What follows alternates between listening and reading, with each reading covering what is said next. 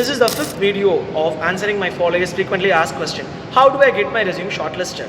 நிறைய பேர் சொல்வாங்க லிங்க்டின்ல அப்படி போடுங்க, நாக்ரில இப்படி போடுங்க. இதெல்லாம் தாண்டி your project defines your success. If you are a person who rightly identifies the right project for your portfolio, then you can easily nail it. And getting resume shortlisted is an art. And if you know the right strategies of adding the right projects to your portfolio, then you are a Picasso in it.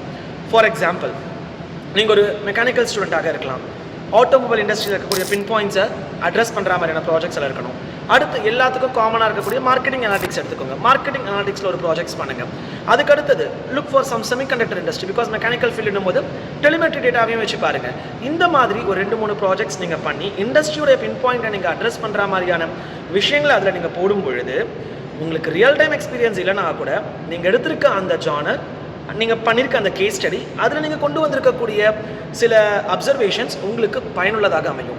இந்த மாதிரி தான் எங்களுடைய nation wide data analytics placement and training ப்ரோக்ராமில் career ட்ரான்சிஷனுக்காக பார்த்துட்டு இருந்தவங்களாலும் சரி, அல்லது students freshers கம்யூனிட்டியை சேர்ந்தவங்களாக இருந்தாலும் சரி, 5 டிஃப்ரெண்ட் ப்ராஜெக்ட்ஸ் அவங்க போர்ட்ஃபோலியோக்கு ஏற்ற மாதிரி நாங்கள் அலோகேட் பண்ணி after having a complete knowledge on the technical preparation, subject matter experts அவங்களுக்கு இந்த ப்ராஜெக்ட்ஸ் பண்ண ஹெல்ப் பண்ணி அவங்க ப்ரொஃபைலை ஷார்ட் லிஸ்ட்டும் பண்ணிக்கிட்டு இருக்காங்க பெரிய பெரிய கம்பெனிஸ் மூலமாக.